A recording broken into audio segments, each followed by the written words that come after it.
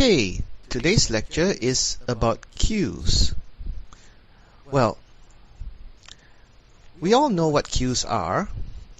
We've all been in queues. We all waited in line for queues. And we know that you enter a queue from the back and then you work your way to the front. And when you get to the front, then you get served. And if anybody tries to go in from the side, then say, hey, no cutting, right? So it means that a queue is a first in, first out. So the first thing you put in is the first thing that comes out. So a queue is very familiar thing, we've all lined up to buy movie tickets and so on. Okay? So this is very natural. But even in computers, we have a lot of uses for queues. For example, you have one printer and you send a lot of documents to it, so you send documents faster than they can print. Those documents go in the print queue. And you can also use it to do modeling of the real world, like looking at how long wait time is in an application. Okay, so what are the abstract data type operations on a queue? Well, you need to be able to create the queue. Then when you're done with the queue, you need to be able to destroy the queue. You need to be able to tell, is this queue empty or not? To add things to the queue. And then to say, okay, let's process the first thing in line in the queue. And also just to say, oh, what is the first thing in line in the queue without actually removing it from the queue. So we look at the operations. You've got is empty, Boolean queue. So I say, okay, is this thing empty or not, true or false? And then enqueue, we give it an item to put in the queue. And if you can't put it in, then it throws a queue exception. Dequeue is to say, okay, remove the first thing from the queue. And if it can't, maybe because the queue is empty, then throw a queue exception. Dequeue with giving me the thing that is being removed. And also just checking the thing that is in the front without removing it. So here's an example. We have a queue, we create the queue, and then we enter the first thing in the queue, a 5, and then we enter the second thing in the queue, which is a 2, enter the third thing in the queue, which is 7, and then we say, okay, what is at the beginning of the queue, and it returns 5. Then you say, okay, let's remove that thing, so now you're left with 2 and 7. And then let's remove the next thing, and you've got 7 left. So this is an example of a queue. So a queue then can give you things in the order that they went in. So for example, you have this loop. While you're not end of line, I enter things in the queue, then later on when I try and read things from the queue, then it'll be in the same order. So here is an example pseudocode. We have a queue, dequeue character, and then we're saying, okay, while it is not done, I go and get n equals 10 times n plus integer that the character represents, and then you check, is it empty or not, and then you dequeue the thing, else you're done, so it falls out of the loop. So you keep doing it while the character is a digit. So for example, then if I n equals 10 plus 0 plus 2 is 2, then n equals 10 times 2, sorry, not times 10 times 0 plus 2 equals 2, and then n equals 10 times 2 plus 4 equals 24, and then n equals 10 times 24 plus 7 is 247. So this is an example of, we are reading in the character 247, right? And then we make it into figuring out the number 247. So we can use this to read a string of characters the same as it is from right to left. Remember, we used a stack last time, but now we can use a stack together with a queue. The stack reverses the order of occurrences, while the queue preserves the order of occurrences. So a non-recursive recognition for palindromes, you can traverse the string from left to right, and you keep putting it into a queue and a stack. And then after that, you dequeue and destack, which means pop, you dequeue from the queue and you pop from the top of the stack and compare each character. Then you'll see if it is a palindrome. So here, example, we push A, B, C, B, D onto the queue and onto the stack at the same time. Then when we pop off, you'll see that when you pop off, you see that the A pops off, right? And then D pops off. Say, oh, it is not the same, right? But if it was same, let's say it was like HANNAH, then you see H and H there, and then A and A, and so on. So this is how you can then check to see if it's a palindrome. So how do we implement it? Well, you can implement it as an array-based, or you can use it as a linked list. So a linked list with two external references to the front and the back, because last time, remember, we did the stack, we only need a reference to the front because we only added to the front and pop from the front. But with a queue, you want to add to the back and pop from the front, or alternatively add from the front and pop from the back. So that is why we need a reference to the front and a reference to the back. Another way is to have a circular linked list with one external reference. So you have the reference to the back and then you just join in a circle. So here's a pointer-based implementation that is linear. So you have the front pointer here and you have the back pointer here. So you either add here and remove from here, or you add here and you remove from here. With a circular linked list, you don't need a front pointer because you can just go around. So I can add here and remove from here. You can use the next link to find. So here's an example. Inserting an item into a non-empty queue. So I'm going to add 3. So I'm going to go from the back pointer.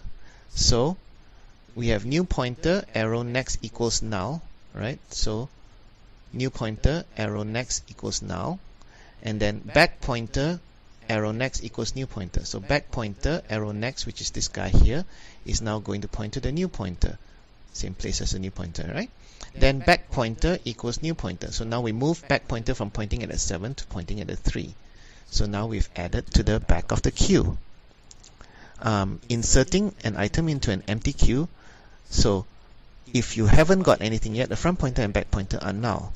So before insertion, you have nothing there and the new pointer to the new node, right? So front pointer equals new pointer. So front pointer, instead of being pointing at null, is now pointing at the new pointer. Back pointer equals new pointer. So back pointer, instead of pointing at null, is now pointing at the new pointer. So now this is the node. There's one node there. It's a queue with one person in there, or one number, or one item. So deleting an item from a queue with more than one item. See, first you have to put a temp pointer equals front pointer. So original front pointer is pointing at 2, right? So with temp pointer is now also pointing at 2. Then front pointer equals front pointer arrow next. So front pointer was here, equals front pointer arrow next. Front pointer arrow next is this guy pointing at 4. So now front pointer is also pointing at 4 instead of pointing at 2. Then temp pointer arrow next equals null. Actually, like I said, that's not necessary because next thing we're going to do is delete temp pointer. So this will go away. So then front pointer goes to 4, 1, 7. So here is the code for implementing it.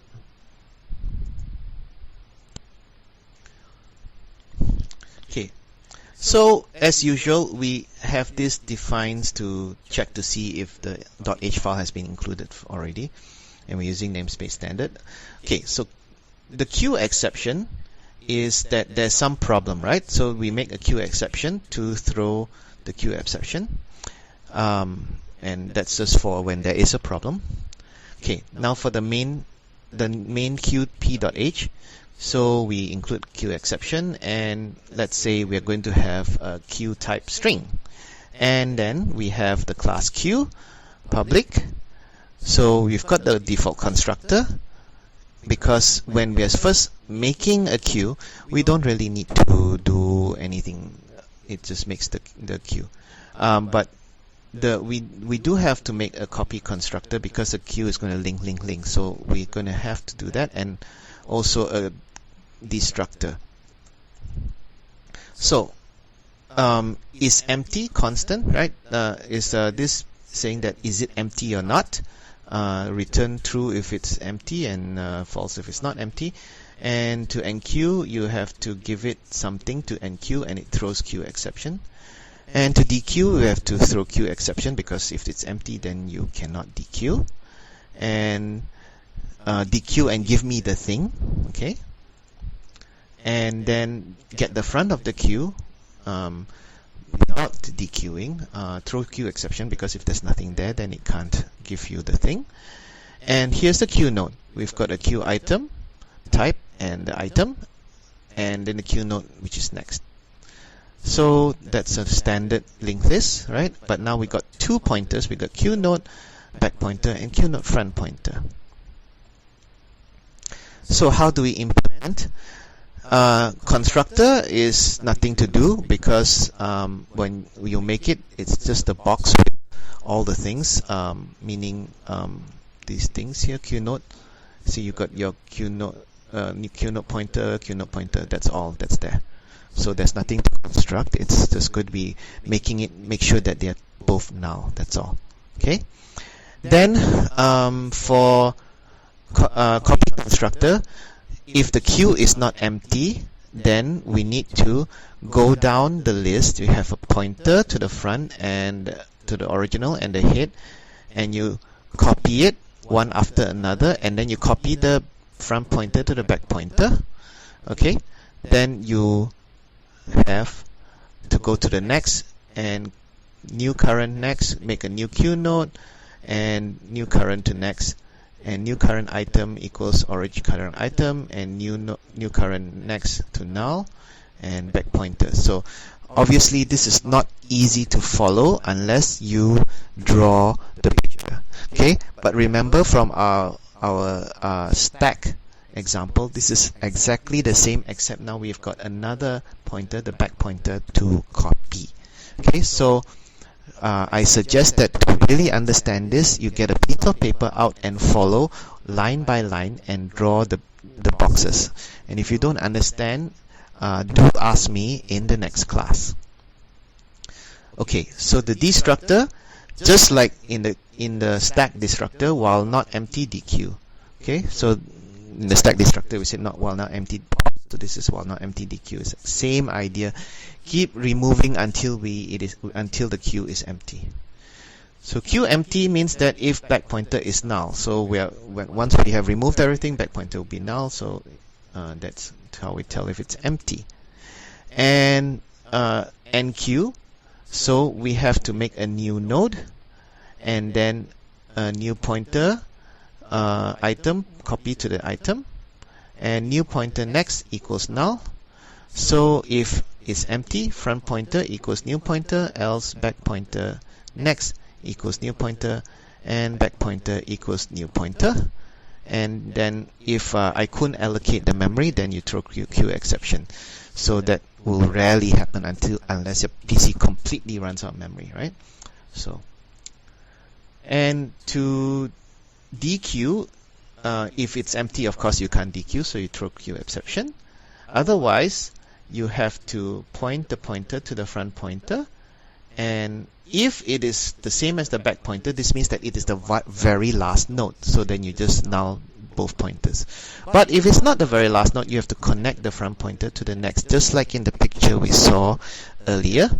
And then temp pointer next equals null, and then delete temp pointer, and temp pointer equals null. As I said, all this making this null is not really necessary, because you're going to delete the thing right after that.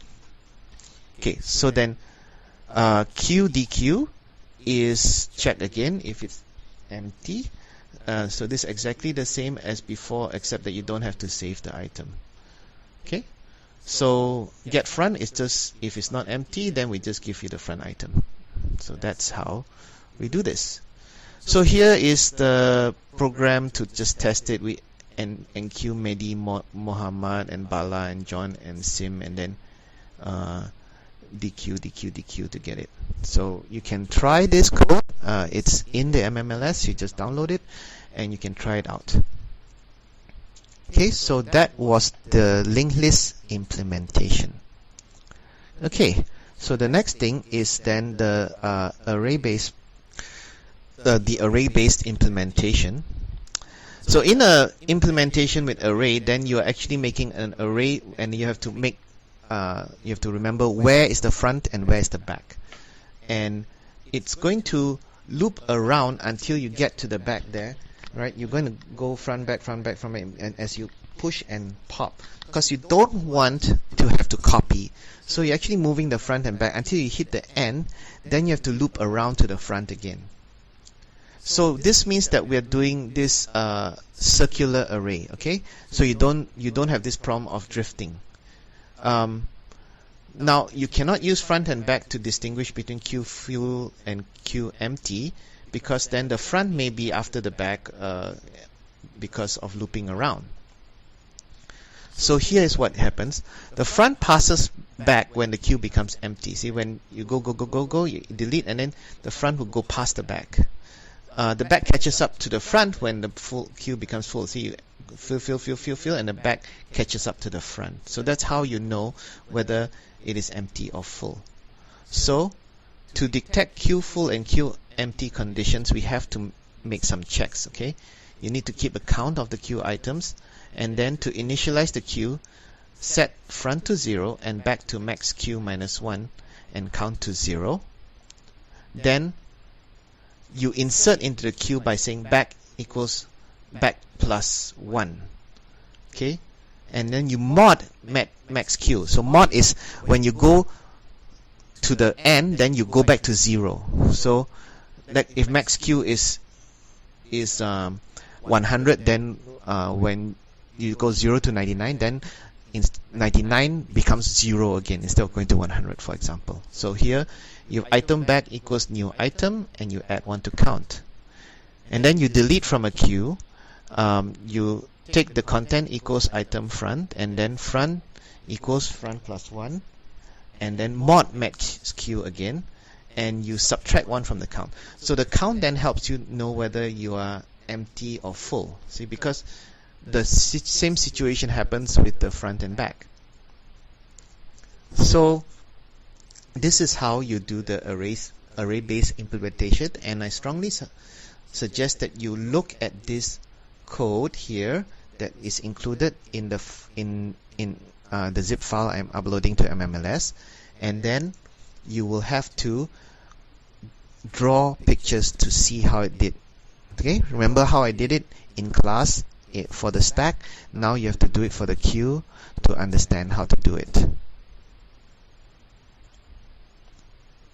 So there are other ways to deal with this back front problem when to tell whether the queue is full or empty.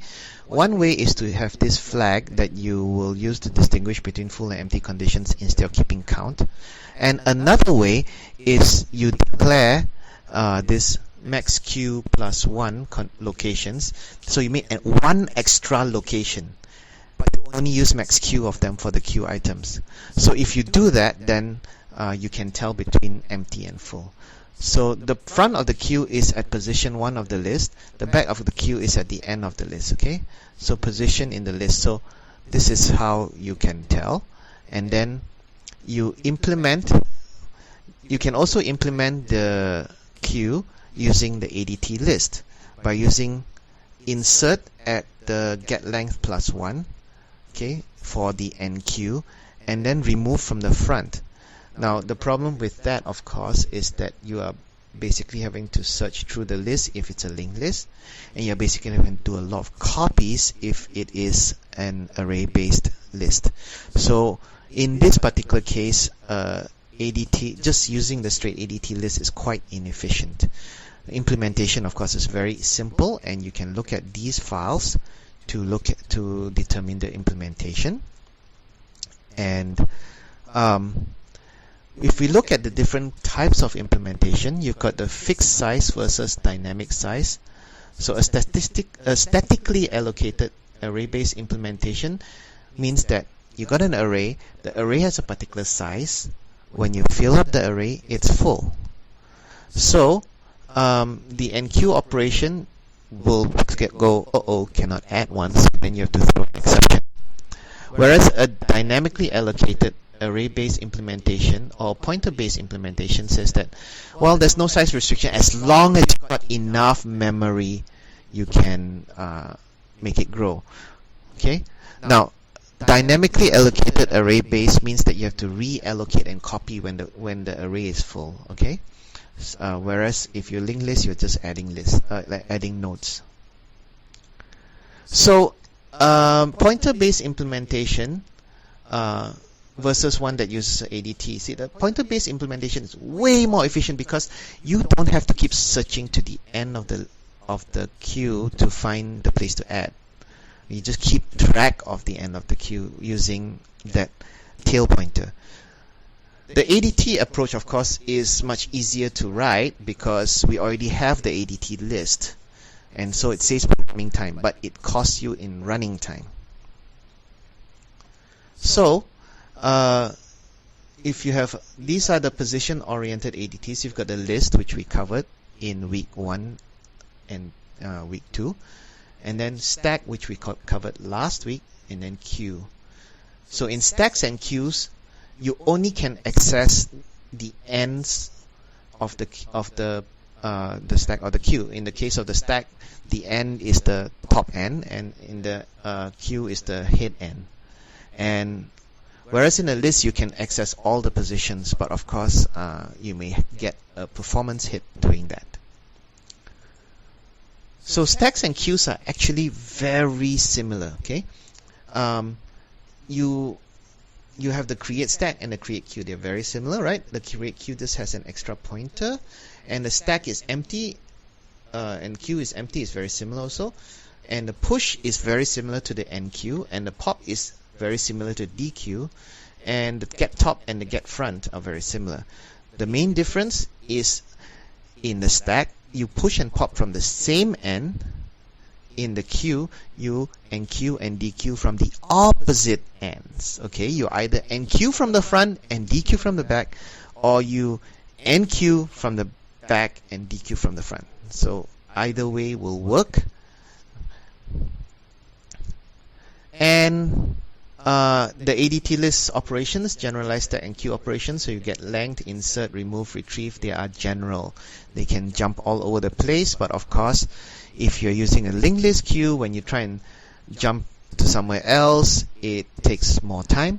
If you're doing an array-based list, then when you try and insert and delete, it takes more time. So what is another thing we can use queues for?